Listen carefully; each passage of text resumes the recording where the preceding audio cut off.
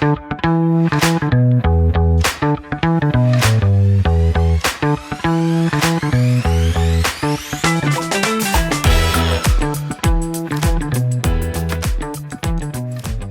everyone, welcome to Dot Life, Dorchester's favorite and most well-watched and loved podcasts, hyper-local podcasts, tackling all the issues, all the news stories, commentary, as well as music and arts here in our Boston's biggest neighborhood. We're here this week in the Dorchester Reporter newsroom to do the Dot News segment.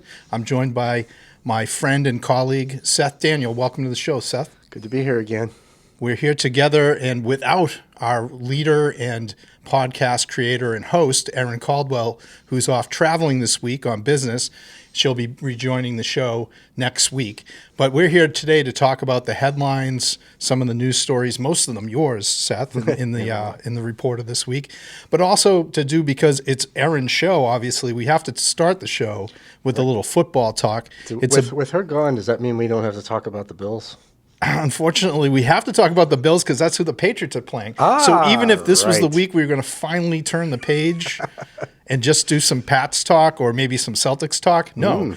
As it happens, the week that Erin's away, this is probably the biggest Bills game of the year. Yeah, at least we don't have to look at her Bills sweater. I mean, yeah, that's for the reruns.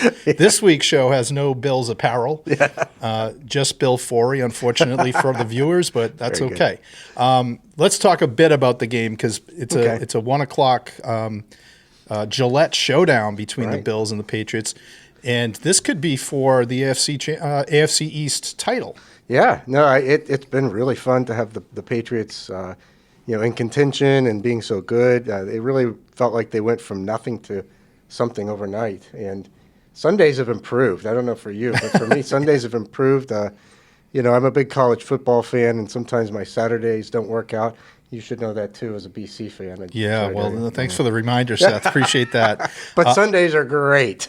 Sundays have been better. We had the bye week this past weekend, so obviously the Bills played against, I think it was the Cincinnati Bengals, and they narrowly defeated them. It wasn't a blowout for the Bills at home. No, they've had trouble. I've been watching and enjoying Josh Allen really kind of struggling and throwing interceptions, and I expect at least 2 or 3 this week. Right. So Erin is not editing this week's show, right? Because otherwise that's probably not going to make it.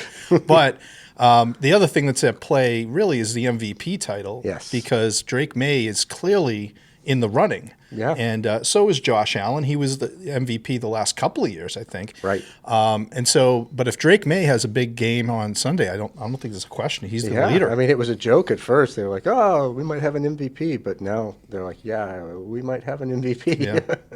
So it's a big game Sunday. We'll be tuning in for sure, and maybe those who are watching now maybe the game has already happened if you're watching the show, but you can tell us next week how it goes. We're going to turn to the headlines in the Reporter this week, and we're going to talk about a number of different things. We're going to talk about Boston Public School and protests at the schools. We're going to talk about a new commander for the B3 Police District. We have several things to get through, but let's start with the BPS story. Seth, you spent a good chunk of your week outside in pretty frigid temperatures alongside a lot of students, parents, educators who are also chilly, but really out there for a reason. Let's start with the Henderson School. People gathered there on Monday. What was that like? Well, it was cold, but they didn't seem to care. You had a number of students. You had faculty, a lot of faculty. You had the founder of the school, Dr. Henderson, who came back. And he spoke. They set up with a megaphone outside. At that time of the evening, it's dark, so neighbors are looking out going, well, who's yelling? So it drew a crowd. They marched around the school. And then they really had some poignant moments. I mean, there was one moment where there's a young man named Romero Huen. And he delivered a speech, and he's blind his whole life. And he really it wasn't a dry eye in the place, or most of the tears were frozen, but they were there. Right. But he was just talking about he's in the transition program, which has been cut, and that's for disabled adults who are 18 to 22 most of them have went to the Henderson, and this is their transition to be able to work, and it's very critical for them. And he was just mentioning all the things he would have just kind of been pushed to the side and never learned, even Braille. Yeah. He learned Braille there, and so that was it was quite a time. They really let their thoughts be known. They didn't hold back. There's a lot of teachers there at the Henderson. They feel like that, and it was a model school for inclusion. Which means disabled students working side by side with general ed students with help, and lots of there's a lot of investment there. A national model, not just a Boston model. Yeah. Right, if not international, perhaps. And there was an incident where the principal, there was an act of violence, 2021. And since then, a lot of advocates for the school, parents, longtime staffers believe that the school was really, there was just some disinvestment there and a different way of assigning students, and it just took a turn, and nobody corrected it. Right. And the reason for this rally on Monday, and another one we're going to talk about at the Lee Pilot Academy that happened the next day, is because the Boston School Committee next week on December 17th is expected to vote on a plan that's been manufactured by the Wu administration, by BPS, the district, to really downsize the school district. It's part of a multi-year phased plan that they have set in motion. And the most recent iteration, unveiled in November, includes the Henderson, which would lose its upper grades, 9 and up. Yeah. And the Lee Pilot Academy, which is on Fifield Street in Dorchester near Cobbin Square, would close entirely. Right. The Cash School in Fields Corner would also close. So 3 major Dorchester schools would be impacted here. And it is controversial. Every time there's a school closure, let's be clear, all throughout our career, we've covered many of these, unfortunately. It's never like everyone's, yay, let's close the school. It's always going to be some pushback. What we've seen over this last 2-week period, though, Seth, and your reporting shows, there's really been some momentum building, particularly at the Henderson, I think it's fair to say, to counter and say, well, wait a minute, why are we going to close these upper grades? And particularly with that inclusion program being so central to its mission, and that continuing education, the grades, grade 12 and up, for these older teenagers and young adults, for whom there really isn't a replacement program, from what I gather. Well, there is something, but it's far, so it's not close. It's, I think, in Mission Hill. Them getting there would be really tough, you can imagine, if they even would do that. And it's there are teachers there. These young adults, they are one-to-one with somebody. So imagine having a partner with you who's your teacher all the time, and there's no guarantee that person would be going with you, or even would continue being able to have that sort of a teacher, one-to-one with you. It's a lot to lose when you're so vulnerable. And all 3 of these schools that we've mentioned actually serve extremely vulnerable populations. The Cash has a lot of special education, but also kids who have just come from other parts of the world through very traumatic situations in many cases. And this is the first school that they land in, and those teachers there and the staff and the faculty really know how to take care of them.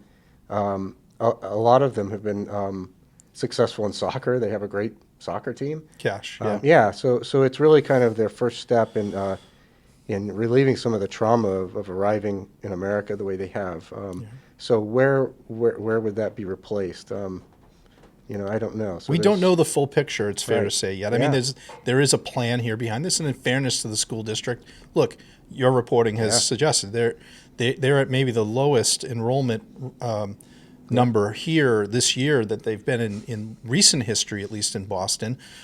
This declining enrollment is not new. It's been happening over the last 20 years, really. Right. But the school district does have to respond when there's fewer kids populating the classrooms, and facilities that are getting old, and maybe new ones that could be built. Right. So I think, in fairness to the school district, no one's saying that this is everyone wants to do this.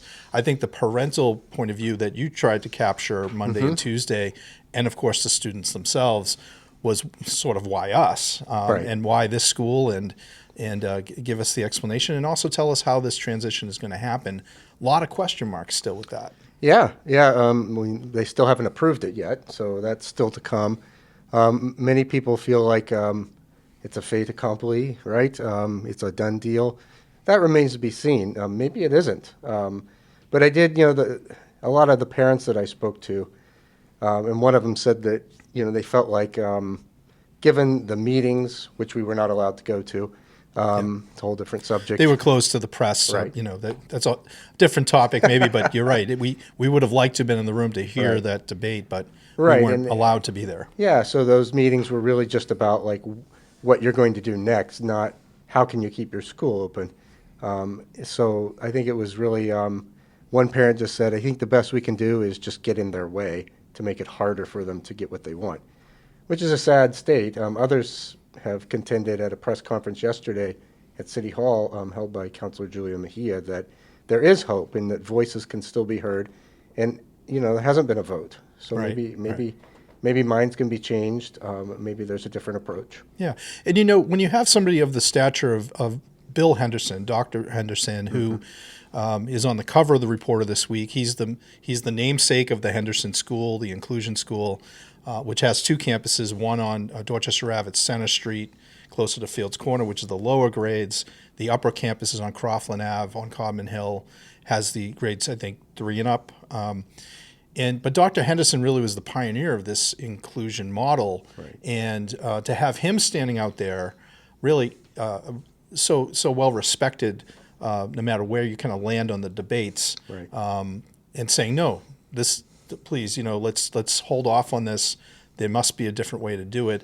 And his message. Well, what was his message? What exactly did he say on the sidewalk outside the school? Well, he said they had a moral obligation to pay for this.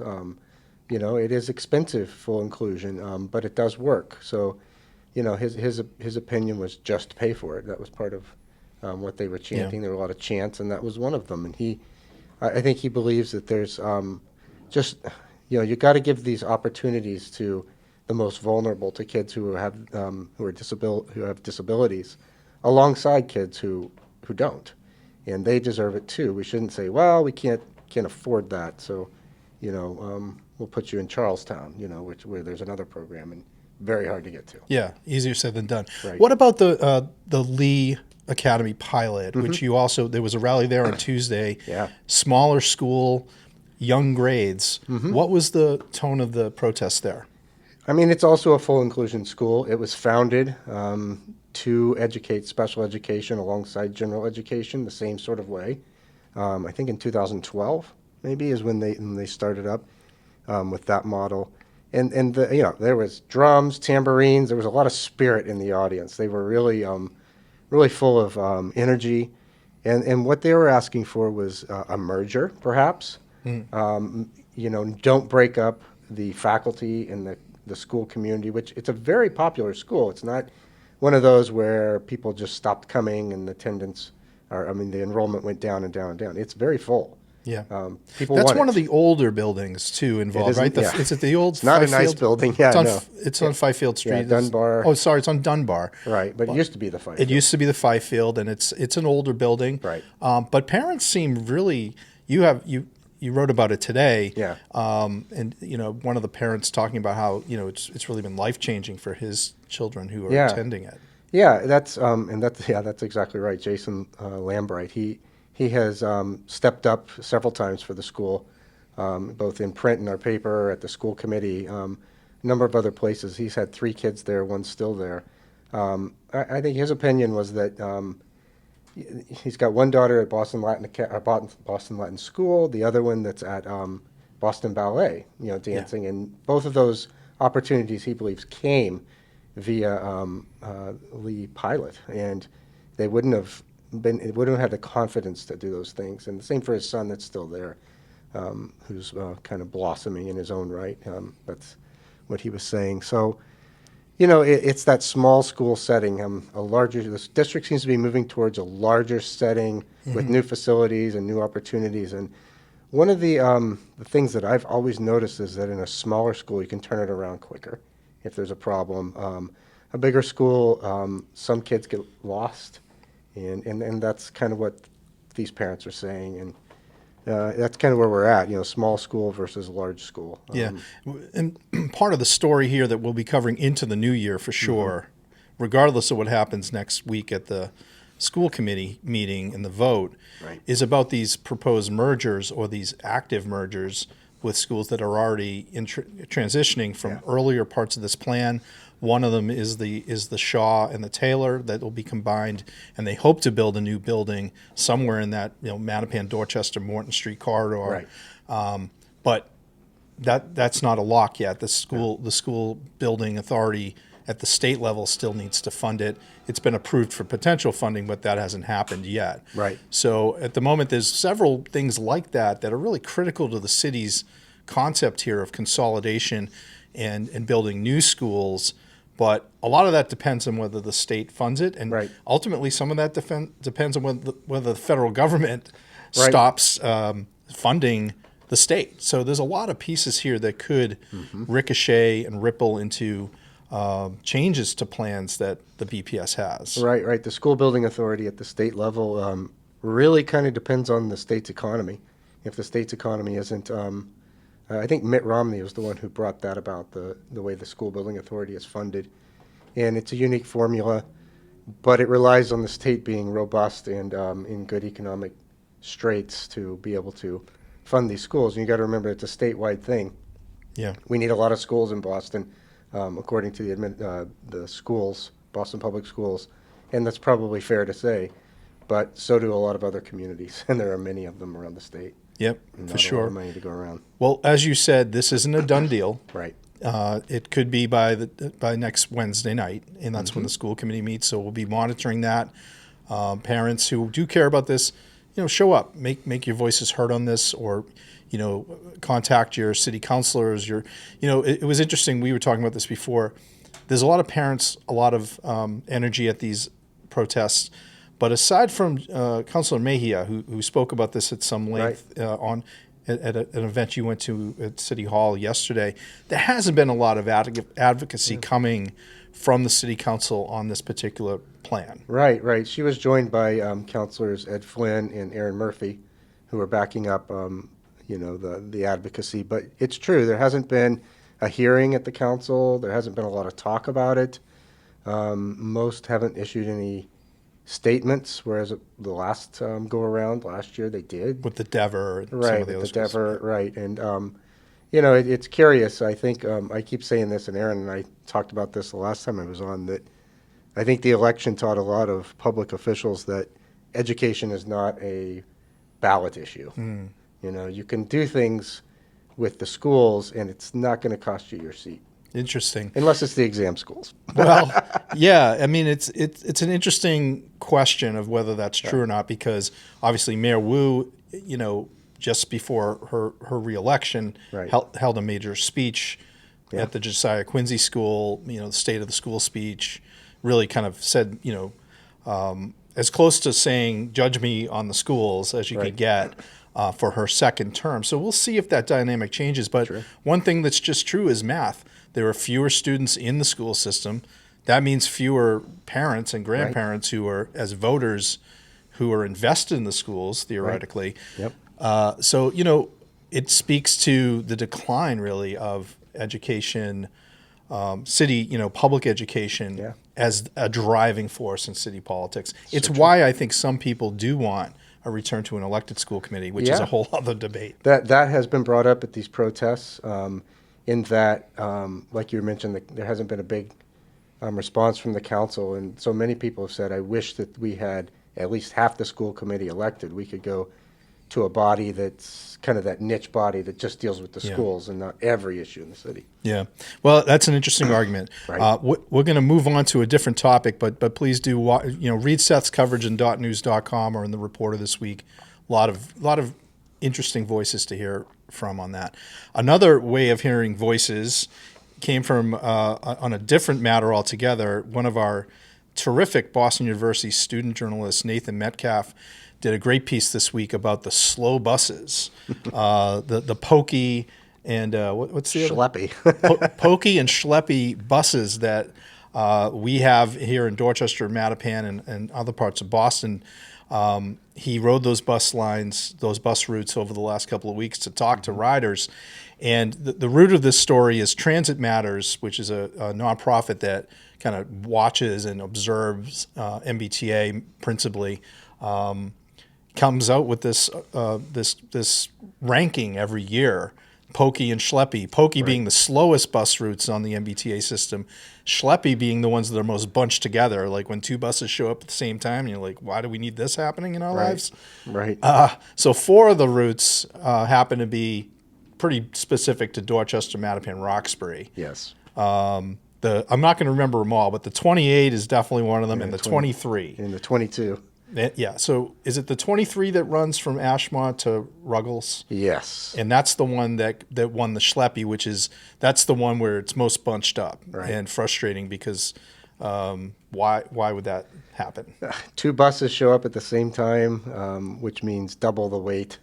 Yeah. Because they're supposed to be spaced out. That's a whole interesting conversation in and of itself, why that happens.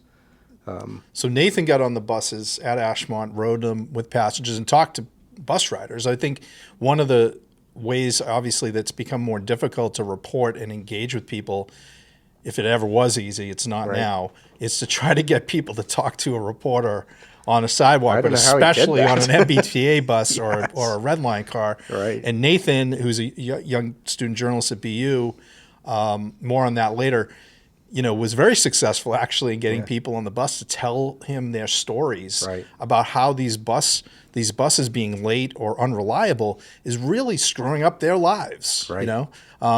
Being late for work matters in a lot of jobs. I mean, it kind of matters here at the Reporter occasionally, Seth, but not that much. Deadline day.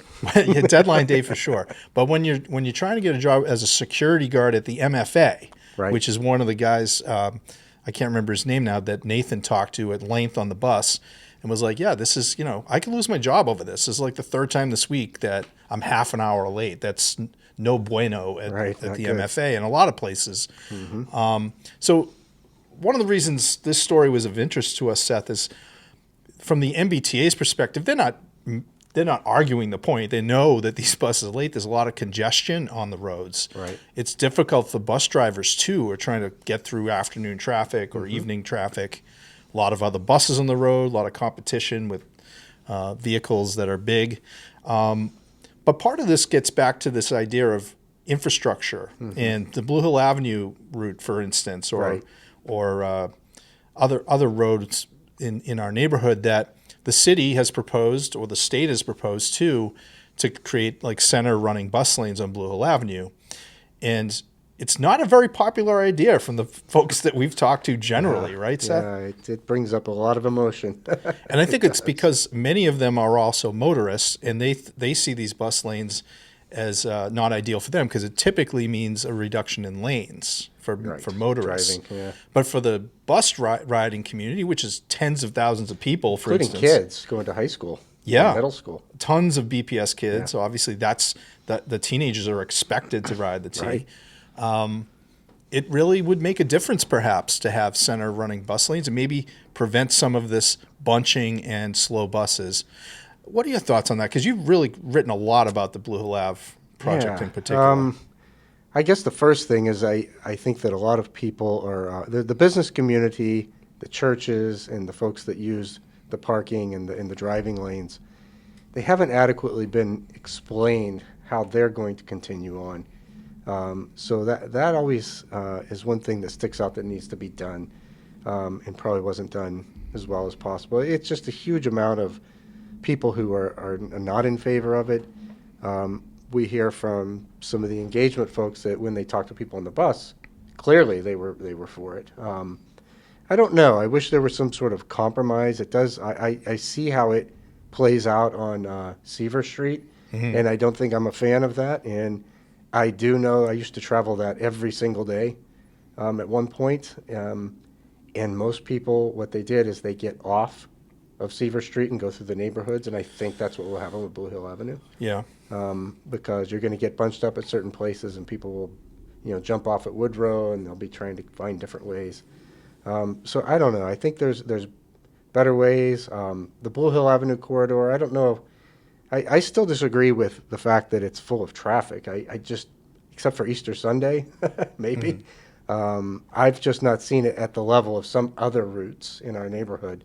Washington Street, the 23, I mean, I don't know how you would do anything different there, but that is where one of the worst. Well, yeah. And Washington Street, and I hate to say this Dorchester because I Ave, love some of the businesses along Washington, but it's one of those corridors you kind of avoid. Same with parts of Dorchester Ave, right? At certain hours, you're just like, what's the point of trying to drive up the street? It's not going to go well. Right, exactly. But when it comes to Blue Hill Avenue, just briefly, and then we'll move on, but the project as we know it for the Blue Hill Ave corridor, the center running bus lanes, I believe last we left it is at 30% design. It's pretty much contingent on getting federal money in. So once again, another project that we don't know if it can happen ultimately anyways, if this federal government isn't going to fund infrastructure projects in blue states like ours. Right. So it wasn't expected to even start until 2027, so there's still some runway here. But it is curious to see, will there be some change in the Wu administration's approach to Blue Hill Avenue in a second term? I mean, we've already seen that the head of the city streets, Yasha Franklin Hodge, has left the administration, I believe, as of this month. He will be obviously replaced by, I think they've already named a successor. But, will there be some tinkering with the plan of how to roll out any changes? And it may be just because they don't have the money. So you have to make, kind of phased out improvements to a road system like Blue or Columbia. Right. I think they could have, first of all, on the grant, that particular grant for the center lane bus is right now under review by the federal government. It is one of, I think it's the RAISE grant, and that is one that they're reviewing. They haven't announced anything about that particular one that I know. That was like a $9 million one, right? I think it was close to 14 for Okay. that. Yeah, it's not going to fund the whole project, but it was, it was the key starting point. And then on the other thing, as you mentioned, doing a little, some of the other work, I think they could have built a lot of goodwill a few years ago if they would have started by just doing some sidewalks, Let's just do some there's some sidewalks that haven't been replaced in 50 years on that corridor. I think if they'd have moved in and just kind of done some of that work, they might not even have any opposition right now, but I think they chose to do it in one big swath, and that just left one big thing to hit. Another big question mark for 2026. It's what true. happens on that? So moving from buses to public safety, let's staying on the public safety side of things. You have a story, another one. Seth, this is like the Seth Daniel reporter this we were week, just obviously. talking about the buses. That one wasn't mine. Oh, that's true. That was Nathan. Great job by Nathan on that one. Yeah, no, it takes a lot of courage to get on the bus and ask people. He's good at it. I'll tell you, Sheesh. keep that name in mind, Nathan Metcalf. He's a Yes. heck of a young reporter and, likes talking to people on the bus. So that's a good quality. Yeah. It's a rare one in a reporter Very these rare. days. Oh, yeah. You have a story about Captain Sean McCarthy, who's Yeah. the new commander at Area B3. Tell Right. us about Captain McCarthy. Captain McCarthy came on in late October. He's just getting his feet under him, and now he's starting to, make some plans. I ran into him at the Codman Square Neighborhood Council earlier this month, where he introduced himself to that group. He's introduced himself to a lot of other groups since then, and this is, probably the western side of Dorchester and Mattapan. Right. That's what he B3 is covers. one of 4 police districts that have part of Dorchester, and it's a big district. It's also one of the more challenged ones in the city right at the moment. They've had a doubling of homicides this year over last so far. Crime rate is up in B3 as opposed, citywide things are, fairly, calm, I'd say, and it's been a decent year in Boston, but at the moment B3 is an outlier. Yeah, it's up 15% over last year. Still historic lows. It's not like what it was many years ago, but at the same time, it's going a different direction than the rest of the city. Yeah. And, Sean McCarthy is the new captain. He is a new captain. He was a lieutenant at A1, which is downtown, before this. But he did get his start in Dorchester at C11 on the other side of the neighborhood. And ironically, with the current captain, Captain Steve Sweeney. Right. who's, They're kind of contemporaries, roughly Yeah. the same age, and Yep. came up the ranks together. Yep. Both were on C11. Steve Sweeney is the captain in C11, which is kind of, eastern coastal Dorchester down to Lower Mills and up to Columbia Road, with Washington Street being the dividing line. And a lot of people, why does that matter? It does matter sometimes with jurisdictional Right. issues when police get a call and it's on the C11 district, say, and you're in a B3 car. There's some question on depending on the kind of call it is, whether you Right. go to it. And you were talking to both of them, I think, about that tension, and will it help? Do you think that these guys already have a rapport? Yeah, I think it already has. I mean, they were quite candid at the meeting. They mentioned that, they already have a good working relationship. They started off together. They know each other. They have similar philosophy, which is community oriented. Captain McCarthy was very excited about all the community groups and the community input that he's already gotten. But,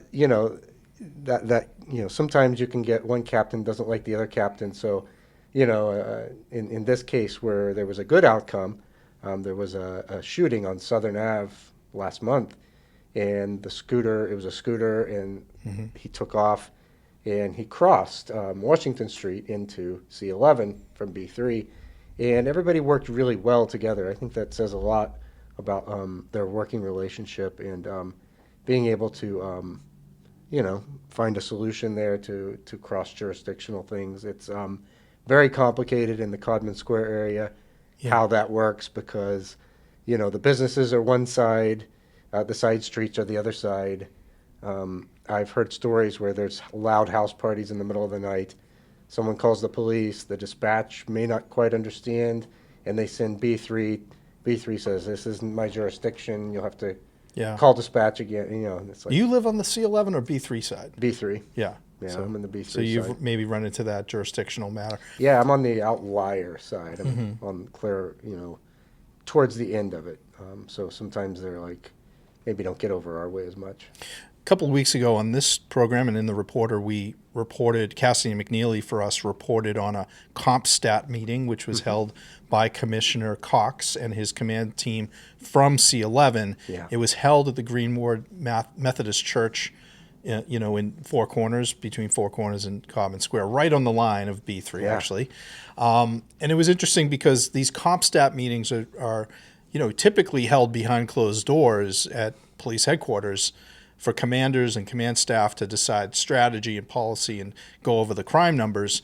And Commissioner Cox has brought these into a public setting, to his credit, in my view, to show kind of the inner workings of it and to get feedback from residents. And what you reported this week in your story about Captain McCarthy is one of those meetings will be held in Mattapan on the B3 district in January. Yeah, they're going to have their first CompStat, and it's actually the first daytime CompStat in all of the city. It's a newer thing. They've had it a couple of years. I covered one in Fields Corner maybe 2 years ago or a year and a half, and it's an interesting thing. I mean, you've gone to a civic meeting and you get the you get the Mike Keeney. The community service officer. CSO, he gives you the Great guy, by report, the way. or on the other side, Hamilton Balthazar is one of the Yeah. guys. And, that's one way of getting news about what's going on with the police. But these are much more detailed. I mean, they can really get into the nitty gritty, and you can ask them questions. They talk about the brick, which is intelligence. They were showing surveillance videos, and really using the input. Part of the meeting is for you to tell them what you've been seeing, and they form the way they patrol and use their assets and all their different units based on that meeting. A lot of information, and if folks want to check it out, it's January 29th at 10 a.m. at the Mildred Ave Community Center. You can find this information at .news.com. I'm sure BPD will be letting us know more about the meeting and who will be at it. Typically, Commissioner Cox himself is at these CompStats, and we expect he probably will be on the 29th for the B3 one. So stay tuned for more on that. Let's talk about another story that you did do, Seth, which was you, I think, just driving by or walking by the now under construction Fields Corner Library branch in the last few weeks, noticed something unusual that caught your eye. Why don't you tell us what it was? Right. It's really just like wood, beautiful wood, and you're looking at it instead of steel beams. it's got this beautiful wooden structure, and I just wondered what it was. And I was actually sitting down for ice cream with at Chillon Park with the owner, Alan, Nice. from Levenbaum Insurance. Great spot. Chillon Yeah. Park's one of the best. Well, we were just sitting there, and he looked up at it, and he pointed, and he goes, "Isn't that worth a story?" And I said, "You know, it might be." So That's how it happens sometimes, over ice cream with the owner. yeah, so that is what happened. I think it was having Graham Crackers or Graham Central Station. Is that what it's called? That was a good one. But anyway, the wood beams is of course how things used to be built prior to the 1950s. But this is a different thing. This is more about sustainability. Steel beams are standard in this kind of a project. This is the first library project that uses these wooden beams. They're called glulams. Glulams? Glulams? Okay. Glulams, glulams. I don't know. They're a manufactured wood product. And it's a But kind they of a... look like real wood. Are It they? does. In fact, so much that they're not going to cover it up. That's part of the savings is that they expose them, like Yeah. a ski lodge. Yeah, I almost. was going to say, like when you see it, and again, there will be a skin of the outer building that surrounds us. It may already be surrounded already, Starting to be, yeah. but inside, when you're inside the library, you'll have this exposed beam look like a lodge or something, right? Right. It looks like a ski lodge, and who knows? That's pretty cool. Maybe we can ski on Town Field and then go over there. And it's not just the beams and the skeleton of the building; it's Right. like the flooring and as you mentioned, and this engineered wood is also, as you were saying, more sustainable than steel, Right. environmentally friendly, and it's part of their. This is going to be a LEED Gold certified all electric building that's going to operate without things like gas or fossil fuels. Right. So it's part of that. It's also still a almost $31 million building. Yeah. Did they talk? Because you talked to the BPL folks, the public facilities folks, who are really behind the engineering of this. Right. There's an architect, obviously. I think it's Udin's LO Architects. Right. But BPL obviously made a decision here to go a slightly different direction. Yeah, I mean, I think it's in line with the other branches they built in Dorchester. I mean, they've won how many awards? Adams Yeah. Street. The Adams Street Library is gorgeous. Yeah, and so they're really kind of just taking the baton, and this is going to be a showpiece. I mean, it's you're still going to see all this wood if you pass by it, because it's going to be almost all glass on the front there. So it's going to really be beautiful. I can only think I was thinking today on my way to work, if in next winter and there'd be Christmas lights inside and the wood, it's just going to be a beautiful corner. And Yeah. so I think that's sort of like the BPL really builds very good branches. Yeah, no, credit to them and to David Leonard, the president of the BPL, for shepherding these projects. It wasn't that many years ago, Seth, when we could have been on a program like this talking about proposals to shut down libraries in Lower Mills and other parts of the city to see this kind of investment happening. It happened in the Walsh administration for sure. It's happening in the Wu administration. So it's good to see that follow through. And if you're curious to learn more about this project, there's a great photo on the .news.com right now that shows it. And there's a project page I'm sure the BPL has that you can and look. Upham's Corner is coming next. When is this Fields Corner Library slated to be ready to go? I think it's next summer, 2026. I think they hope to complete construction in the summer. Okay. I mean, it's moving fast. It is moving fast. I was going to say, maybe that's part of the deal. Mean, even since I took that picture that's in the paper this week, it's progressed quite far. Right. Yeah. It'll be a Christmas gift next year, maybe. Yes. Let's talk about Christmas gifts and holiday gifts this season, Seth, to kind of bring us towards the close here. You and I are both I don't know, I'll speak for myself. I'm way behind. Yeah, I'm way behind. I haven't even finished my Christmas lights. I've got half the Christmas lights up. It's a travesty. Same. We got half the porch done, and then Yes. something came up, and you know how it goes. We got some time. It's as of taping this, it's December 11th, but the clock is ticking. So let's talk about, for folks who want to get Dorchester centric, which this is a hyperlocal podcast. That's what we're all about here. Yeah. What are some of the things that you might recommend people do or where should they go to find gifts at this stage of the game? I don't know. I've always kind of been a little quirky. I like to just kind of sometimes just take a walk and see what I can see. When you drive through the streets, you just miss some of the stores, and you may never think of going in some of them. I've had really great success basically on one of my favorite lunch stops, which is DJ's Market, Oh, the Polish love that market. place. So maybe you're Boston thinking Street. kielbasa for Christmas. No, that's not what I'm talking about. I mean, why not? I'm down for My that. father would love it, but I don't know. The rest of the family, I'm not so sure. But they actually have a lot of good gifts. They kind of curate some interesting things from made in Poland. Right. Are brought over. They have beautiful ornaments, which our family loves to get and put on our tree. They have, of course, Saint Nick. Yeah. Is Polish, so I believe, yeah. I don't know. Is he German or something? Saint Nick. I thought he was Polish. It's that region of the world for right, sure. Eastern European, so we can Yeah. be safe there. But they have, handmade Santa Clauses that are really nice, ornaments. But also, the Russian dolls. They make Yes. their own version of those, imported. You also can't go wrong at DJ's just to get first of all, pastries. They have an amazing Yes. patisserie chef my there who's goodness, part yeah. of the family.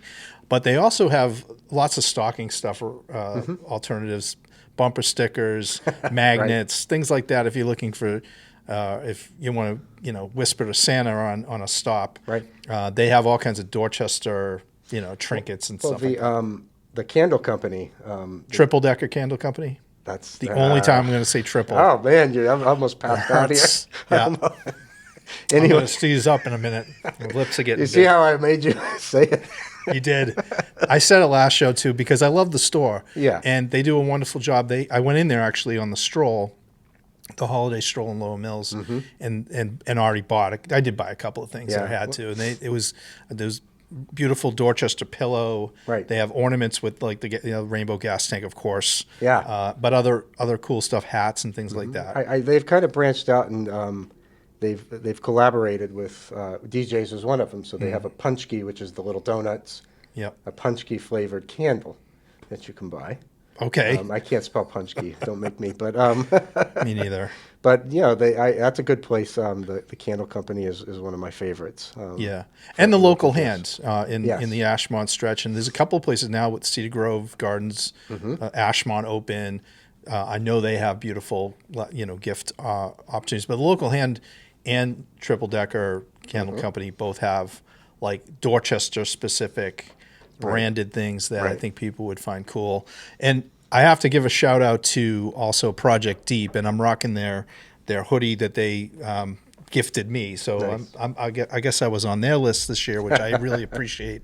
Project Deep is the Dorchester education. Let's get the name right. Enrichment. Project Deep Educational Enrichment Program that's housed out of the Murphy the Leahy Hollering Community Center / Murphy School in Neponset, and they've been around I think since 1995. Wow. Or 96, right around there. Founded by Brendan McDonough, his family, beautiful family from Savin Hill. Brendan's a visionary in after school and mentoring and tutoring children in our neighborhood, teenagers too. And Project Deep has probably the iconic Dorchester gift of the season now for the Yes. last 25 years or so, which is the Dorchester calendar, which I'll hold up here. This is a calendar that we've been part of for a long time too with the Right. Reporter. We're proud to sponsor it, but this is a great gift for anybody in your life who is Dorchester crazed as we are. Right. And it's also really cool. It has the artwork of Brendan's mom, Celia McDonough, who's a wonderful, gifted watercolorist, Right. and has been, designing and making these calendars and doing all the artwork for them. Really, since the late '90s, I think this calendar's been around. I've always seen it everywhere. That's the iconic, I gas like tank. I like the one of the Strand. It's a really pretty. I love the picture. one of the Strand too. The Strand one might be my favorite, and there's one of the pair as well. Yeah, so the pear one is very good. here's the Strand one Yeah, for our viewers. But if you're listening to this, take our word for it. It's a great gift. It's also cool because they've done some history throughout the calendar and date specific things that are noted about the history of Dorchester sprinkled throughout. Billy Farrell, who's a good friend of the McDonoughs and of mine too, who did the work on that. Nice. So it's a great gift. It's available only at a couple of locations though, so you may have to drive a little out of your way if you're not close. But the Daily in Savin Hill Avenue is one of the spots, and I think the other one is College Hype. which is in Adams Corner. So both of those locations, and all proceeds from the calendar sales, and it's short money, by the way, go to Project Deep. So if you're looking for that last minute gift or stocking stuffer, highly recommend it. Yeah. I also have to give a shout to Tavlo, which I'm wearing today because they had a great sip-in shop last weekend, told me about that, yeah. and they had some great gifts on store, including these hats. They have cool merch, so that's another option for your Definitely. Tavlo crazed fans. There is a out lot of Tavolo crazed. Yeah, I'm one of them. So that's about it for this week, I think, Yeah. Seth. So we got to get shopping. We got to get Christmas lights up. We can't stick around here anymore. we have work to do, and we really enjoyed filling in for Erin. Erin, come home soon. We miss you. We don't want to do this again next week, but we will if we have to, if called upon. We're happy to serve. Thank you so much for tuning in. Stay tuned for more Life after this.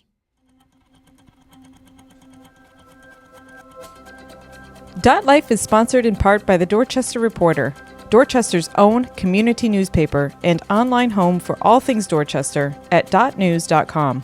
The Reporter, owned and operated by the Forry family, has been laser focused on Dorchester and the surrounding neighborhoods of Boston since 1983. That longevity and experience shows in its award-winning coverage every week. The Reporter is our go-to source for authentic stories about the people, places, and events that matter most to our daily lives. We are proud to partner with The Reporter and .news. And you can support the important journalism provided by The Reporter. Just go to .news.com to subscribe today. It's the best deal in town and helps keep our local community journalism alive and well.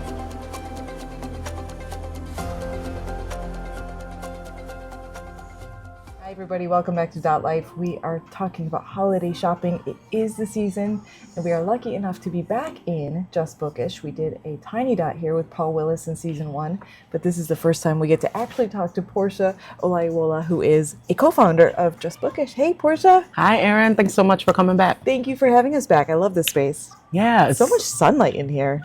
I was thinking that this morning actually really when I got nice. in. I'm like, are the lights on? No, it's just the sun. No, it's a lovely space. It's fantastic. Thank you. Yeah. And you guys have been open now this is your second Christmas. It is All right. actually. We just celebrated our 1 year, maybe 2-3 weeks ago. Okay. So it's been really exciting. Happy anniversary. Thank you. So before we get into holiday shopping, which is the focus of this segment, I want to talk just quickly about Just Bookish. Yeah. So you've been open for a year. What was the motivation? Did you just see there's no bookstore in Dorchester, we need one? I mean, that's part of it, yeah. I've been fortunate enough to work with Bain Broderick, former ED over at the Haley House, and we've been working together for maybe 10 years, give or take, on a variety of different projects.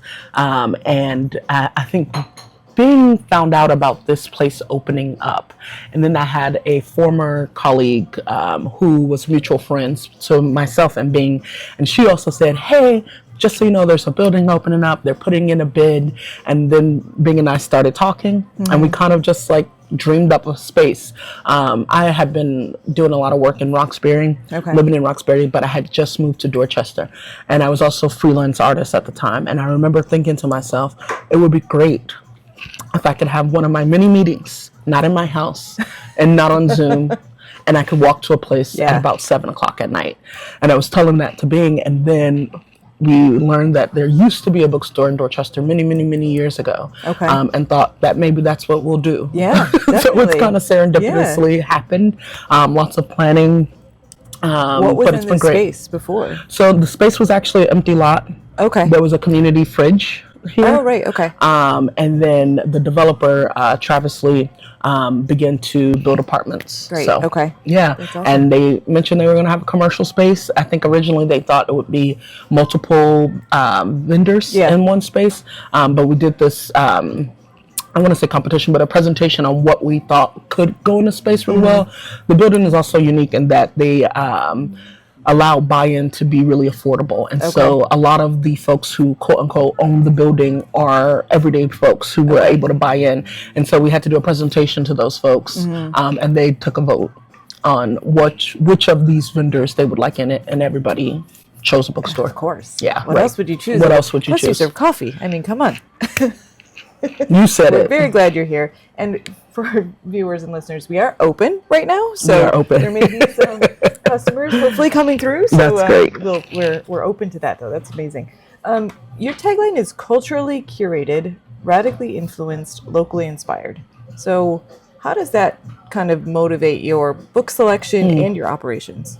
Yeah, I mean, I think our goal is to do all of those things and all of the capacities by which we operate, right? So whether that be food and cafe, whether that be the books, whether that be programming and events. What it looks like is, our culinary director, for example, is extremely intentional about absolutely everything.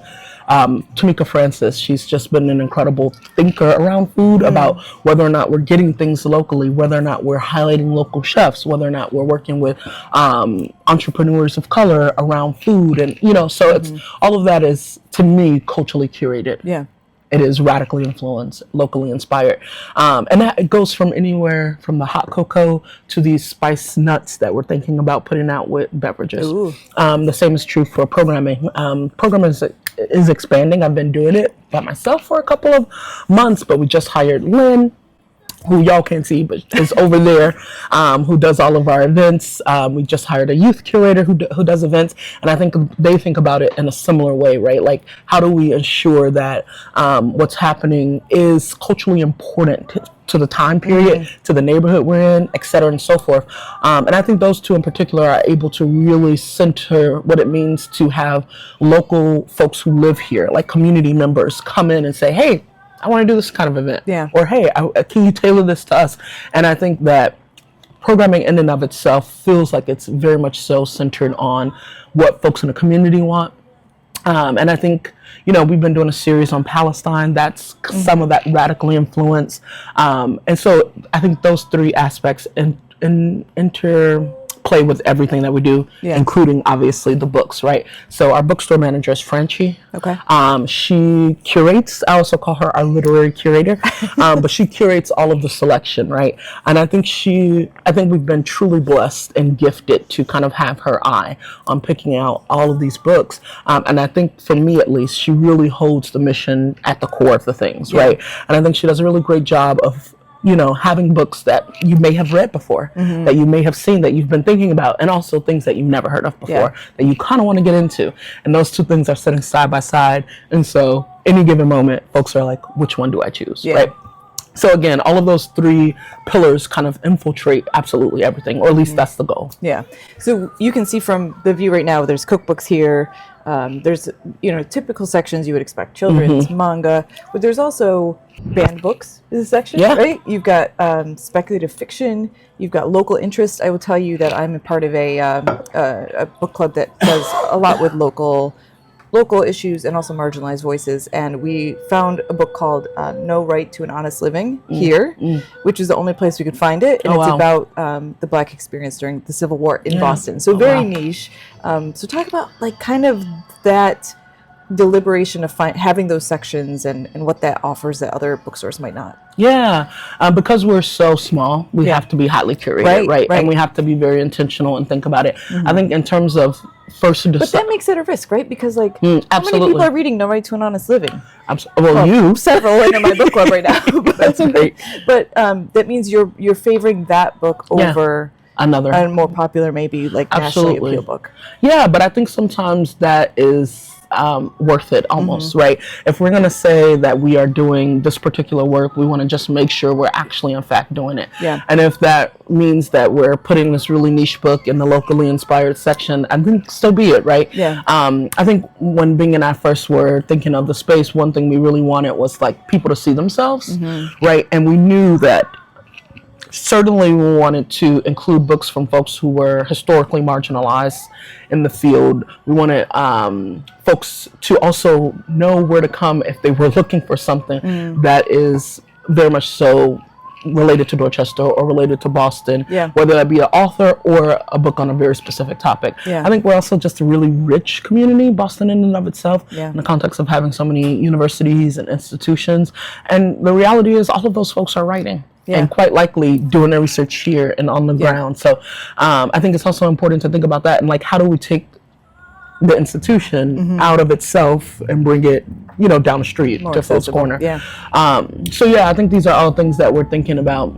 And I think sometimes we are learning and shifting and growing as it happens, right?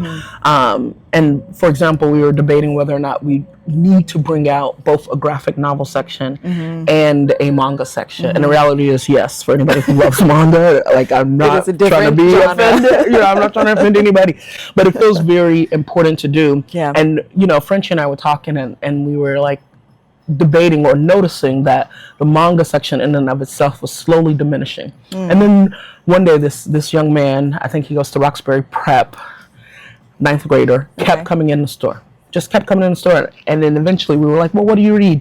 And he's like, I read manga. And he started writing down a list of all the mangas he's read or he's interested in reading. Yeah. And Frenchie ended up getting those things. Okay. And so the manga section was built out, but then a lot of teenagers just started coming in and they're like, I can't believe you have this book. This is great. So some of it is really organic, but also I think this is what we mean by locally inspired, right? So you talked a little about events. How important are those? And I know it's growing now that you have a new full-time or a new staffer dedicated to that, but you do poetry slams, right? Author visits. How much does that influence your vision of the store? yeah, I mean, it's a huge part of it. I can't unthink of the space without the community-centered events. I think it was always the pillar, right? Yeah. It is really what we call it is a literary gathering space, right? Okay. And one of the most important things is that folks are able to gather and sit and communicate literary. with each other. Yeah, quite literally. And also understanding that looks like a plethora of different things, right? Right. And so again, I have been like, where am I going to go at 7? What am I going to do? You know what I mean? And I think third spaces, especially in the context of post-pandemic, feel like they're disappearing. I was watching a Talk talk. about what third spaces is. Just the third space is like a place that you can go that's not school or work or home. It's also, I think, not forcing you to do something, right? Like you can just kind of be. You Like libraries can are just things- exist Yeah. and be. And it's funny, somebody forwarded me a talk last night just about the elimination of third spaces and rather the elimination of public space. Yes. And how public space is so important and is the pillar of many movements that we've had And for progression. community. Yeah. That's where people become connected to each other. Absolutely. I just love when people are here and there isn't necessarily an event happening, but they just start talking. Yeah. Right. It's oftentimes feel revolution. And I've seen so many projects birthed out of people just sitting and saying, hey, did I hear you say this thing? So I don't know. I think it's extremely important, regardless if an event is happening or not. Right. And also we do a lot of events. And it's always been our goal to provide high quality events. It's a lot of work, though. Was that an understatement? I'm sorry. You said it, Aaron. You said it. No, but it is a lot of work. Yeah. And it's a lot of work to do it intentionally, I think. Right. But, we're always growing, we're always shifting, we're always changing, we're always trying to be our best selves. Yeah. So, but it's extremely important to us. So. You've got things set up. There's window seats, there's cushions, there's tables and chairs, there's a cafe bar. Like, you got it so that, yes, people can come in and shop, and I'm sure you would love them to do that. But they can also linger, and that's really inviting. And, we get that question a lot. Yeah. So I can Is it just okay sit if here I and linger? study. Yeah. Absolutely. That's there's awesome. some water and there's some candy at the door. Yeah. Nice. Yeah. So let's shift a little to holiday shopping. So this is your second year. How has this year so far, it's only the second week in December, but how has that kind of looked compared to last year? Yeah, it feels a little different. And part of us, I think we wonder whether or not that's related to the fact that we had just opened and it was, a lot of buzz around it. Yeah. You opened in, was it soft opening October? Soft and then opening October. Grand opening November? Yeah. So it was very new. And it was very near the holidays. Yeah. And so it's interesting to, Bing and I talk about the fact that we had so many projections. We did all of this research. We had all of these numbers. And it's interesting to see how the first year has panned out relative to our belief systems or what we've matched to. Now we get to see how this year compares to the next year, compares, and which one is more close to norm? Yeah, versus exactly. Which one is odd? So I think we're still looking at those patterns and trying to decide. I will say just off impulse, it feels slightly different. Okay. And I think there's an attack on literature. I think we're about to, if we are in a recession, we're entering recession. Yep. I think that, for a short period, the government was shut down and people weren't sure if they were going to eat. Right. And so my anticipation is not that they're coming to buy books, to be frank. I'm like, how can we serve folks no matter what? Yeah. You know what I mean? So I've noticed a little bit of a shift. And I think we're still early in the holiday season. I've noticed a little bit of shift, and my question is, how do we still rise to the expectation of meeting people's needs? Yeah. I think we are doing fine as of now. Yeah. And I do think folks come in and shop. It's just not based off our expectations, if that makes sense. Like, typically the weekend is really busy. Yeah. Last year, at least. But now, suddenly, we're making what we would make on the weekend on a Tuesday. You know what I mean? So interesting. So we're still looking to try to decide what the patterns are. Yeah. And whether or not they're even predictable. Yeah. And also, I think the climate of the social political world or country right now is at the forefront of at least of our minds. And then also we assume people who come in. You're open Tuesday through Sunday, right? Mm-hmm. Okay. And what are the hours? Yeah, so Tuesday through Friday, it's 2 p.m. to 8:30, and then weekends, it's 10 a.m. to 6. I love that you're open in the evenings. It's really helpful. Like, so many businesses close at like 6, and I'm like, I don't even get out of work until 6. So exactly. Yeah. Exactly. It's really, really I helpful. think that is the goal.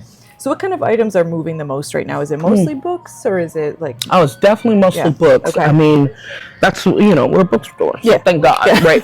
But oftentimes people come in, I would say the cupcakes are really popular. Okay. The empanadas are extremely popular. Obviously books, fiction is always the most grand selling genre of books. Are you getting a lot of like gift card requests and things? We do get, right around now. So for example, I think we're hosting a holiday party in maybe a week or two. Oh, nice. And everybody there is getting gift cards. Okay. So, yeah. It's about that season. We just ordered more just to anticipate that for the holiday season. Yeah. And then we also just got a lot of new merch, and we noticed the mugs are moving. I think. Is it these? No, it's not. These are so cute. I know. I gotta show you. So again, you mentioned our pillars, right? So we're culturally curated, and so we have a little hat that says culturally curated. Okay. Radically influenced. We have a mug that says radically influenced with the definitions of both radically and influence, and we have yet to do local inspired. But stay tuned. It's coming. Yeah, but the mugs have been moving, which is really exciting. I always think about things like, for example, cookbooks, and I love a cookbook, but I always look for recipes online now because it's so much easier to find them. So cookbooks are still a thing? Oh, absolutely. Are they? Yeah, I feel like somebody maybe on Thursday or Friday bought like 5 cookbooks. Wow. Maybe, and tried to buy the ones on display in addition to. So, because, maybe it's just me, but I feel like eating out has been so expensive. Yeah. And I think this book in particular, which had sold previously, it was on the shelf, but then somebody had bought it and this other person tried to buy it. But it's what to cook when you don't feel like cooking. Oh my gosh, I need like 6 Yeah, of those. I think people are interested in experiencing different cultures by way of food. Yeah. I feel like that's always been a thing. But yeah, no, cookbook sale. And again, we have culinary programming, right? So we might have an author of a cookbook. I think we just had this new release, Wine Pairing for the People. Okay. That had the author here, but we also did food and wine pairings. Okay. And that was really lovely, but all of those books have sold. You know what I mean? Yeah. So people still, I buy cookbooks. And this one was on Netflix, right? Salt, fat, acid, heat. As well as the both of these had High on the Netflix Hog. shows. Nice. And so I've read, this is one of those is the only cookbook I've ever just read for fun. Not for like recipe. But yeah, absolutely. Okay, nice. How are you noticing the people started their shopping earlier or later this year, or is it about the same? Yeah, I would say it's about the same. Okay. Yeah, I think there are people who shop earlier. Yeah. And have... when you say earlier, is that like October? No, not in These freaks. October. I know, right? I would say starting around the anniversary, which was, again, about 2 weeks ago, so late November, going until... What I do notice, one of the biggest gifts, like, people come in for gifts for specific reasons, baby showers. When the babies are born, early Saturday, early Sunday morning, They run their back way to the to book the- on the way to. We wrap it here. Yeah. So that's I feel like one of the biggest gift giving categories. It's kind of lovely because that's also what I give. So Yeah. So do you offer gift wrapping? Is that free or is there a charge? it is free, and we Okay. just upped it. So they're Oh. gonna look really cute this holiday Very season. nice. And what about ordering? I'm sure you can order if you don't have something in stock. Are you able to get Oh, orders pretty absolutely. Yeah, quickly? we take all kind of requests that folks are looking for. You can either order on our website, it'll go to your house, or you can order here and pick it up, Okay. and then we'll wrap it. What else can you ask for? Right. As long as it's not Amazon.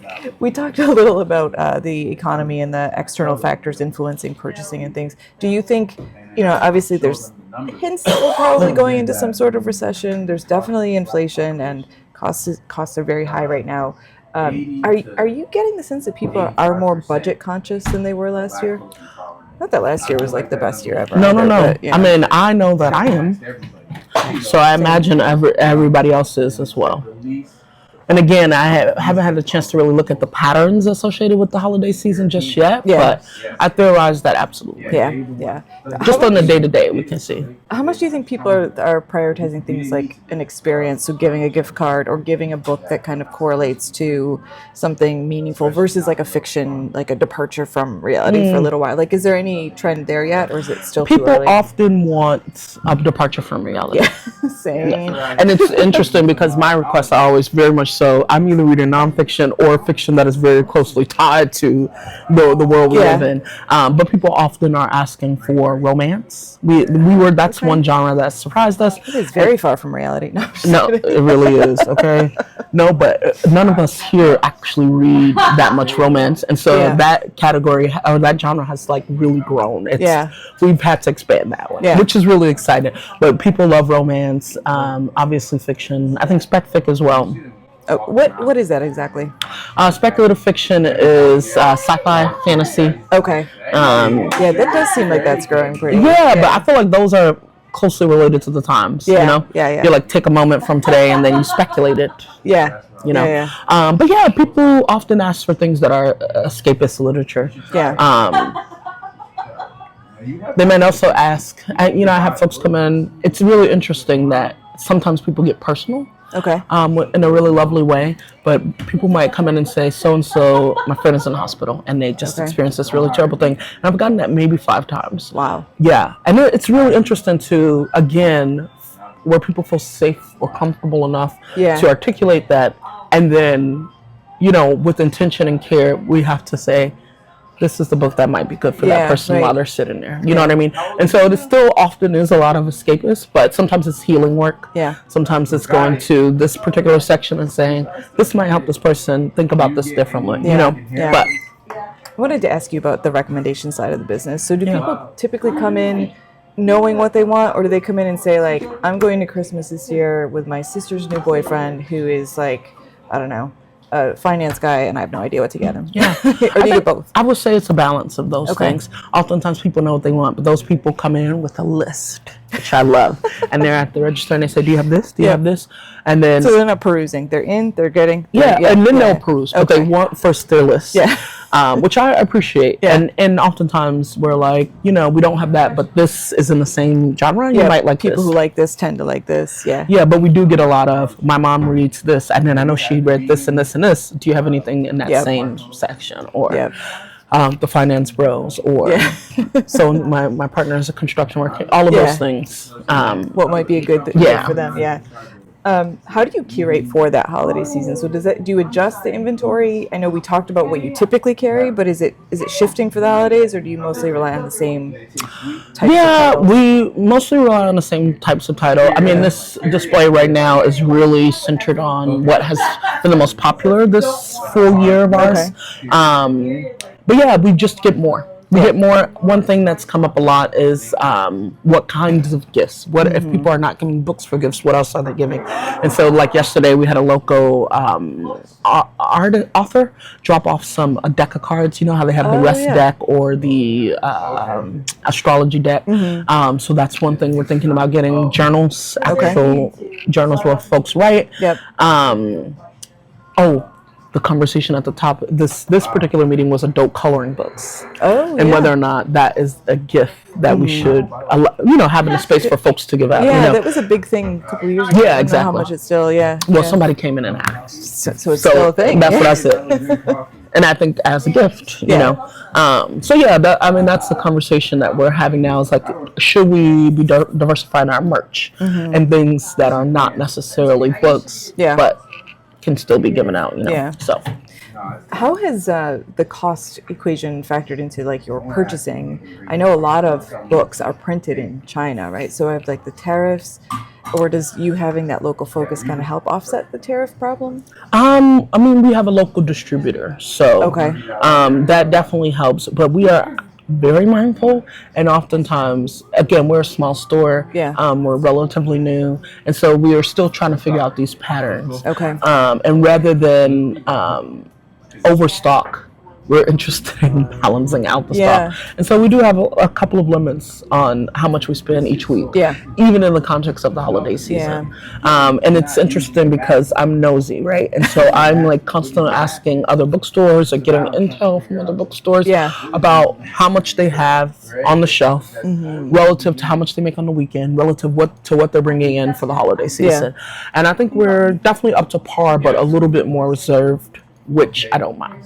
I think until the trend is we're abundance. Thank you. Then we're a little bit more reserved, which I think is good. So. It's funny. My sister actually manages a bookstore back home in the Buffalo area, and she is so focused on like whenever we travel, I want to go into this bookstore, and I'm like, you're in a bookstore all day, but she's just so interested, like, what are they doing? It's not like a competition, right? It's like collaborative. Absolutely. I mean, our point of sale machine comes from another local bookstore. Nice. Like everybody's been just really incredible. Yeah, that's awesome. Yeah. Do you have this shop local focus or locally curated focus? Do you have people come in and say like deliberately like I'm looking for something that supports a local business? Sometimes. Or is it just, if folks I notice that when people travel, if people are traveling, they might say, hey, I'm just visiting from so-and-so, but I heard about this bookstore, and I want to get something from one of the local authors, especially, my specialty is poetry. I write poetry. And so I'm always able to, and we have, regularly scheduled poetry events. And so naturally, a lot of those folks' books are on the shelf. And so I'm able to say, well, this is our former poet laureate. You should purchase that one. This is our current. You should, you know what I mean? So it's interesting. I find that people who are traveling into the city, they want something. Yeah, that makes sense. Versus us who take it for granted and live down the street. Online trends, things like Indie Next recommendations, like how much do those factor into people's choices? I think they are monumental, personally. Really? Okay. Or I'm always fascinated when we get somebody in who said, I saw the store on TikTok. I'm like, which TikTok? Show me the TikTok. Who's making a TikTok? You're not on TikTok? Not yet. Okay. But occasionally I do make TikToks and post it on my personal. Don't tell anybody that. Okay. That are about the store. Is be published, right? Yes, I do. I'm just kidding. That's great.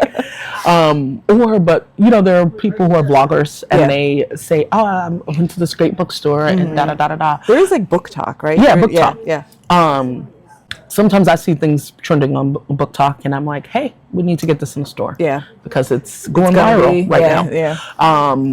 But yeah, I find that when patrons come in and visit and do their own little vlogs, it's really helpful for us. And I think on our own social media, I notice what trends and what sells. You know what I mean? For example, I don't know if you watch Love Island. No.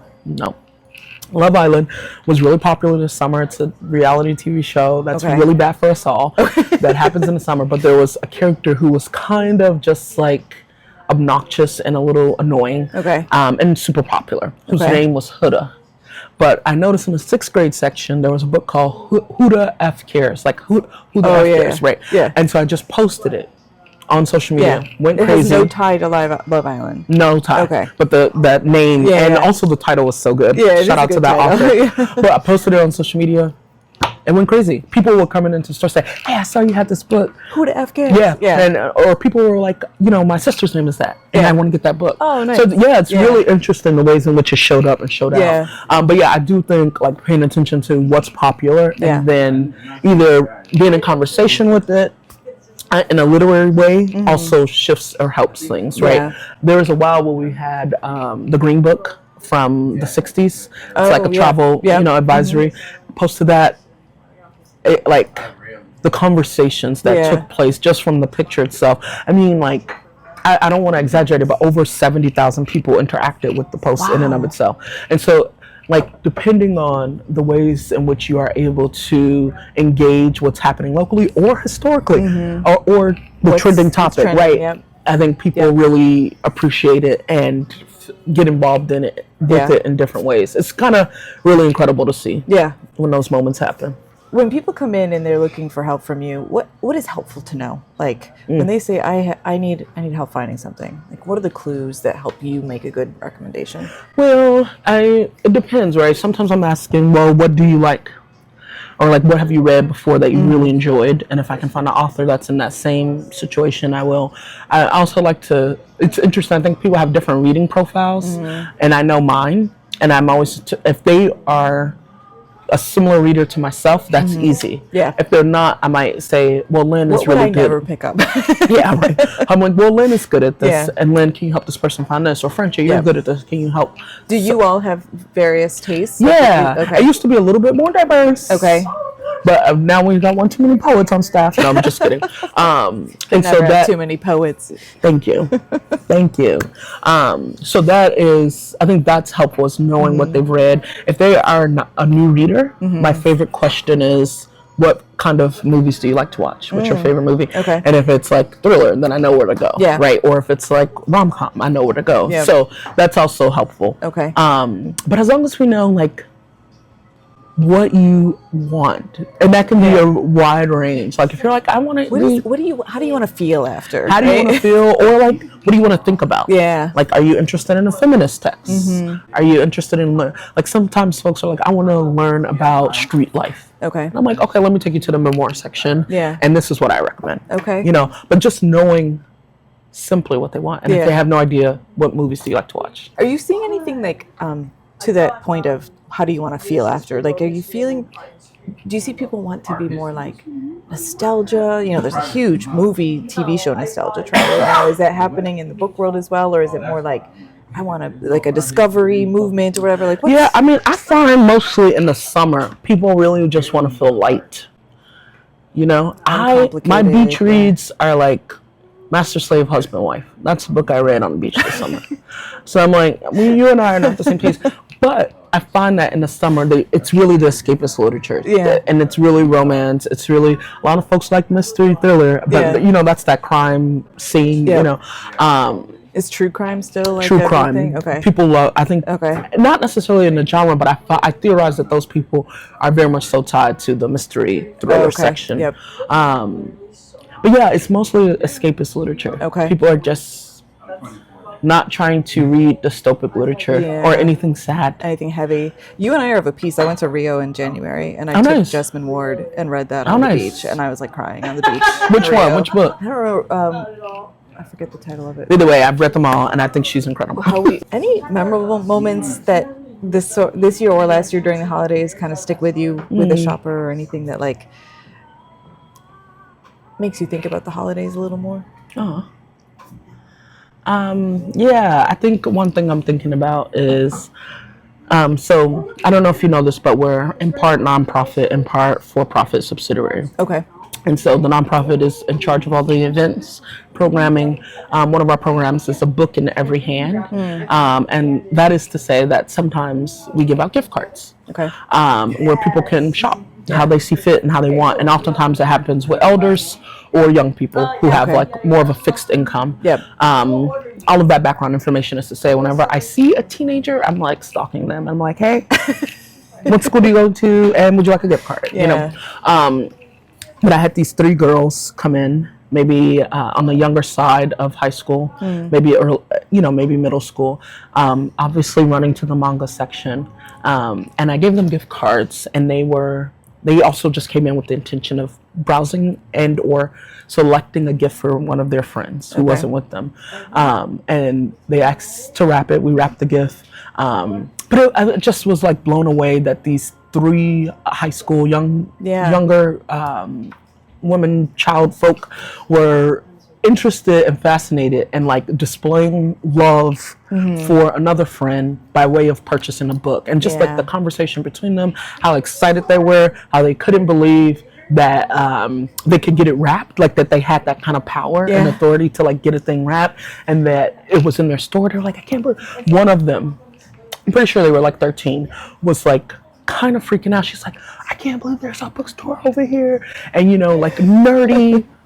And like unabashedly. Yeah. And I was like, like this is our job. Like this is what we do. And especially for her to be like young and Black, and also again, Frenchie being our bookstore manager, I'm like, this is all Frenchie does is pick out these books. Yeah. You could do that if you wanted to. Yeah. But just the conversation and their display of like enthusiasm. Purchasing a book. Yeah, that's cool. For somebody else. Yeah. And just being excited about the whole thing. But that was definitely one of the moments that stand out. Yeah. And then some of them they all come back and go to the manga section, but it's really just lovely. Do you feel like people come into a local store with like a different energy during the holidays? Oh, absolutely. Yeah. It's deliberate. Yeah. It's a choice. It's intentional.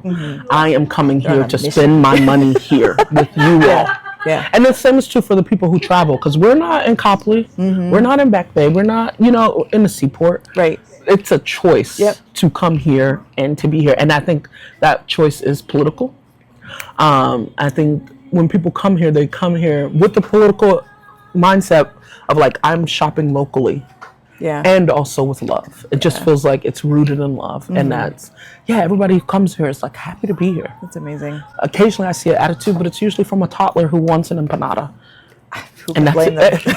That's what I said. I'm like, this kid knows what he wants, But so, just wrapping up the holiday perspective, based on what you've seen so far, again, it's pretty early. Do you think this is a good year for small retailers in Boston? You think it's going to be a rough year? Somewhere in the middle? Yeah, I mean, that's hard. I think it will be a fine year. I think it's not going to be a banner year. I don't know. And I say that with the understanding that I exist as an Afro pessimist. And so I'm like noting that, I am a little conscious that I'm concerned about the climate and then people's well-being outside of books. Yeah, right. And I myself keep going, I'm like, I have to give, I'm an aunt, and I am like a gift giver in the family, and I just want to write everybody and say, I don't know if I'm giving gifts this year, guys. Yeah, right. Or maybe all your gifts will be mugs or books. Yeah. You know what I mean? Yeah. And so I'm conscious of my own buying practices at the moment. And just, again, the climate. And so I'm not certain. Yeah. I'm not certain. I think, if anything, it will be filled with awe and love. Okay. And that's plenty. Yeah. That's plenty. It doesn't pay the bills, but it's, exactly. Right. And I think if we can like detach some of the capitalism that is associated with the spirit in and of itself, I think we're doing all right. But we just want to be a space where people show up. And if they find a book and buy a book, that's obviously extremely helpful. Yeah. And if they don't, we're glad you're here. Last question. What's your favorite restaurant in Dorchester? No, I'm not going to be put I'll out. give you multiple options if you want. So 2 favorite restaurants. Okay. Oftentimes I'm at Taioishi. Yeah. Which is right down the street. Yep. Right in Post Corner. Oftentimes love Comfort Kitchen. Love Comfort Kitchen. Yeah. Biplaw is doing a lecture here on Thursday. So that'll be really exciting. Okay. One of the founders of Comfort Kitchen. And then my last plug, I'm really excited to try out Acapella that has recently opened. Brand new, yeah. So those 3, but my go-to, Taioishi. When I'm feeling fancy, one of my faves, Comfort Kitchen. Yeah. And then super excited about Acapella. Same. This is your busy season. I appreciate you taking the time to talk to us. Thank you for coming in, and thank you for being persistent and consistent and your patience. Absolutely. Yeah. Dot Life is supported by The Record Company, Boston's leading provider of accessible music creation spaces.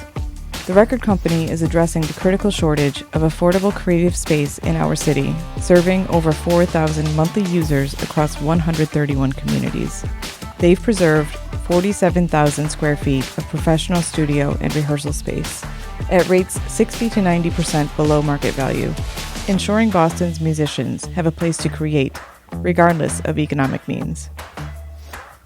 But they're more than just affordable space. They're building career pathways through partnerships with Bunker Hill Community College, offering professional certification programs that lead to sustainable music careers. This vital work is at risk. As creative spaces continue to disappear across Boston, the record company needs community support to maintain these essential resources.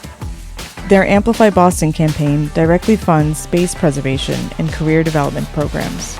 Visit therecordcompany.org today. That's therecordco.org to donate, become a monthly supporter, or learn about partnership opportunities. Every contribution helps keep Boston's music ecosystem thriving. The Record Company, creating accessible pathways to music creation since 2010.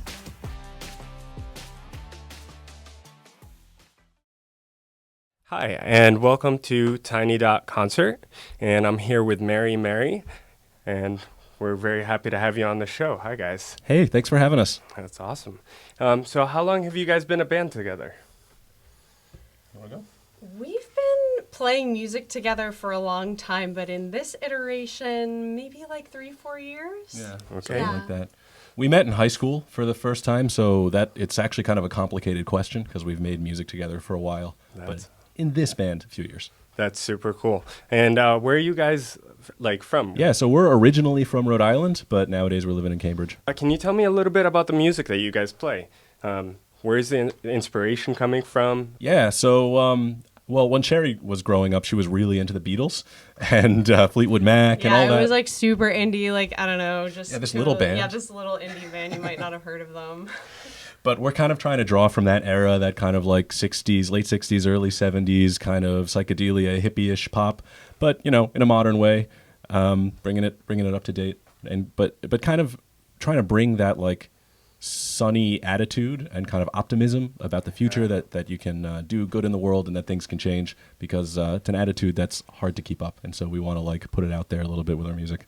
Yeah, we try to keep it optimistic and hopeful, but I like to think we don't shy away from genuinely like real issues too. I think we try to be, we sort of call ourselves modern day hippies, but I think we're trying to be a little bit more like politically engaged than just kind of, I mean, it's all peace and love obviously, but really kind of digging into the real world issues of today as well. Yeah, it's super important that people are speaking about politics and what's happening in the world around us. That's where music comes in handy, and art and all of these things allow us to kind of explore other or express all of the frustration that's going on with the world. So it's so necessary. Cool. And can you tell me, so you have 3 songs planned to play today? Is that correct? Yeah. Usually we'll trade off on vocals and harmonize a lot. I am, unfortunately, you might be able to hear, just He getting lost over a his cold. voice, I'm just losing my voice a little. So it's going to be all Sherry songs today. Yeah, wish me luck. So what do you guys do for work? I am a French teacher. Okay. And I actually work at a language textbook company. So we're both kind of in languages. Yeah. Very cool. A lot of what you're talking about is really political, and can you elaborate a little bit more on that and why it's relevant and why it's important? Yeah, it's not all of our songs, but there are definitely some where we lean in more. And we've got a newer one that's on that topic that actually Sherry just finished writing. Yeah, we write all of our songs together. This one was more kind of me driven. But yeah, I really wanted to speak to the current moment because we have, I don't know if you've noticed, but there is horrible income and wealth disparity. And I just really wanted to, I was really inspired by listening to these great old like work songs, like a lot of Pete Seeger. And I also, have been I've been loving jazz for my entire life. I really I'm very inspired by the whole American songbook tradition. So I wrote this kind of old school song that's supposed to be kind of a rallying cry. And yeah, I hope it comes through. Yeah. And do you guys have other music out right now?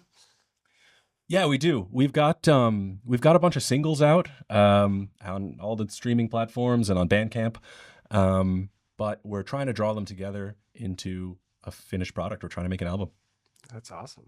Yeah, we're almost done recording. We have like most of the songs recorded.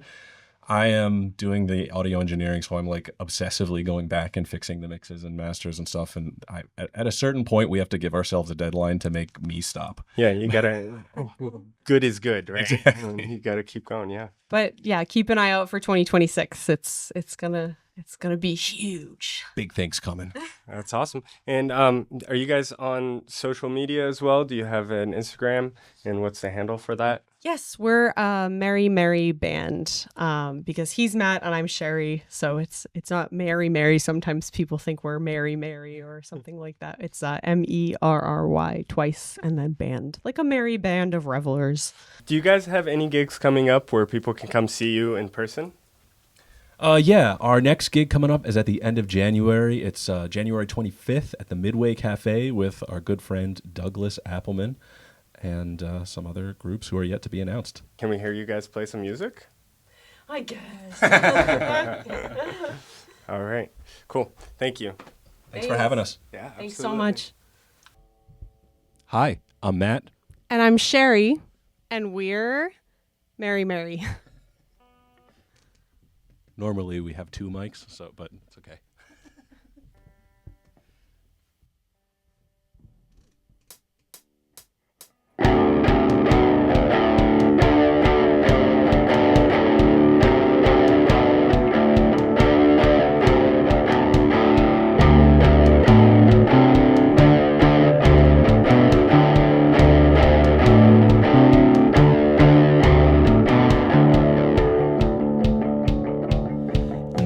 Go to the blue, I'll be there if you want me to, or I'll stay so I can always hold a place for you.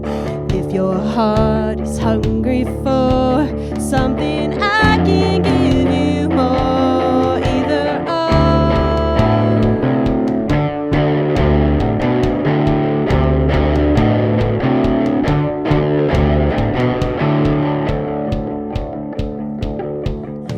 go on loving me if that's how you want to be. Go to bed and drift away if that's what sets you free. Lay your head down in a dream, remembering when you woke. You can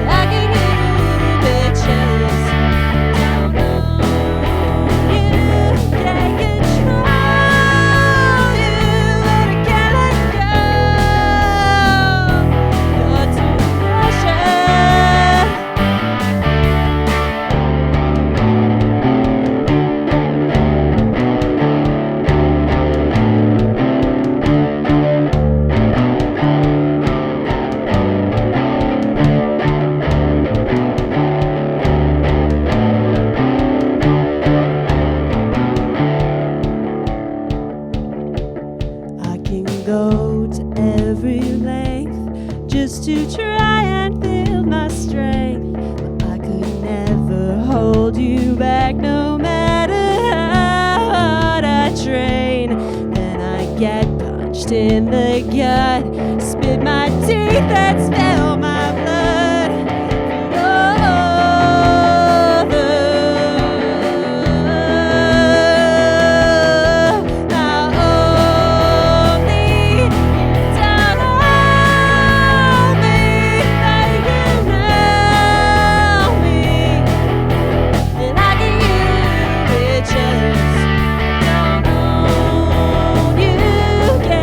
Control you, but I can't let go.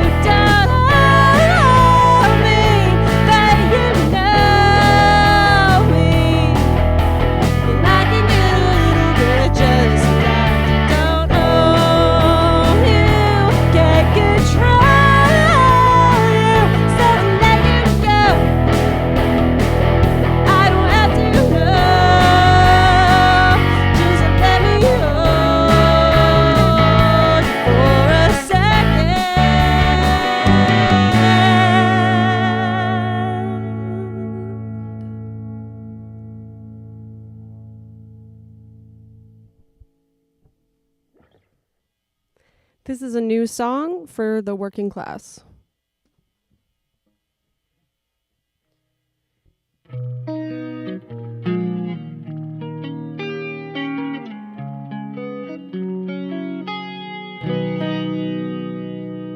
Life is pain,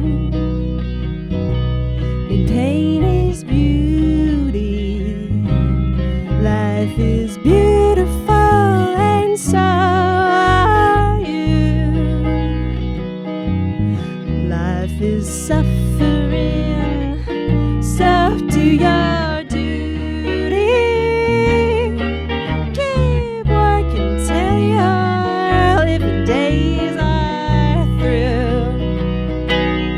On the clock,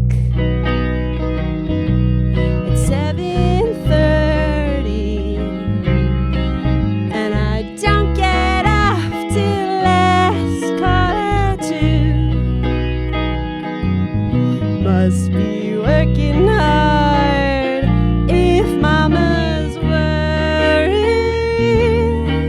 We're living out that dream in red, white, and blue.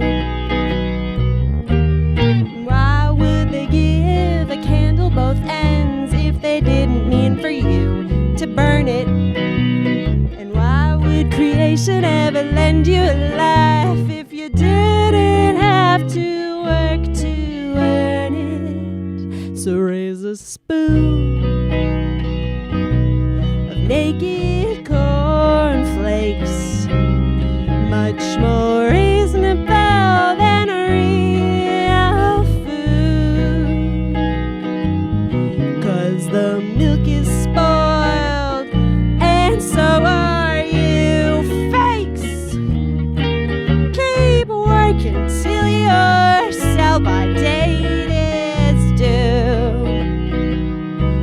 Ba-da-da, ba-da-ba, ba-da-ba-da-da-ba-dee.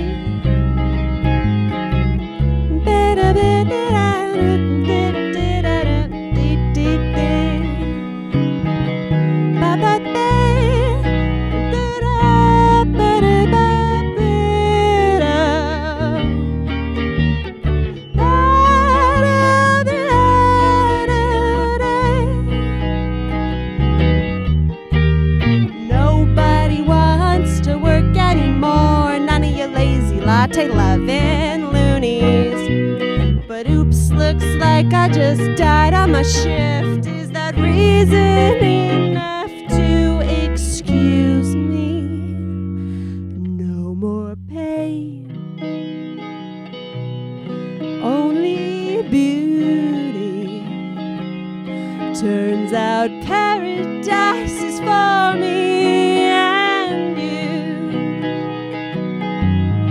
We can get to there, just do your duty. Heaven's penniless, yeah, we'll all be blessed until the work is done and our future's won. Take your time back like they stole you. Work together till that good old dream rings true. Keep working till your living days are through.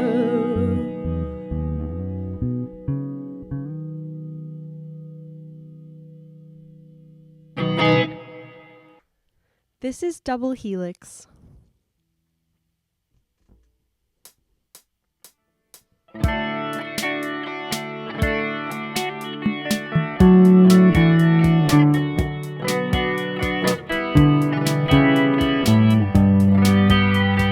Thought I learned my lesson that the best of them will burn the bonds they've made.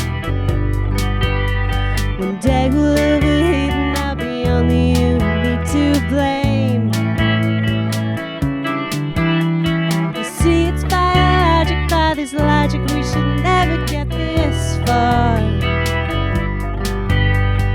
told me they were 17 again and you just parked your car. I'm tangled up in you. There's nothing I can do. You're in my DNA. What can I say? I've been feeling feelings when we're intertwined. It's so sublime. You're my double helix.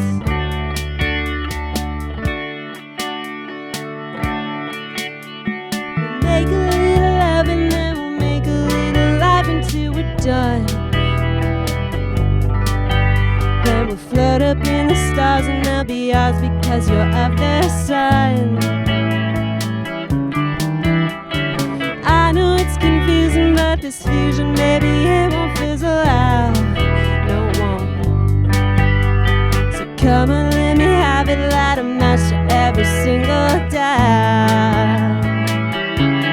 Dancing in the flames, I'll never be the same. Purified by fire, my heart's desire, reborn just like the phoenix. Everything is new, what can I do?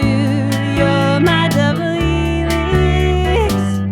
Wrap yourself around me, babe, don't be afraid. Wrap yourself around me, babe, we'll share a night. You've written who I am, a master plan. Can't wait to see who she is. Let me let you in. We'll begin this time with a remix. In my DNA, what can I say? I've been feeling feelings when we're intertwined. It's so sublime. You're my double helix. In my DNA, what can I say? I've been feeling feelings. So let's intertwine. I'll make you mine. You're my double helix.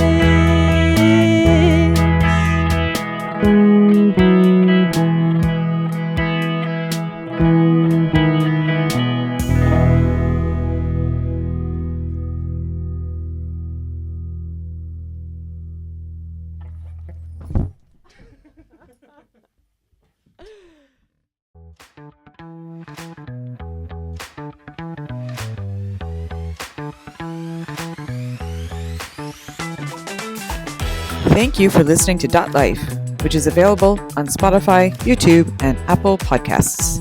Dot Life is produced and edited by me, Aaron Caldwell.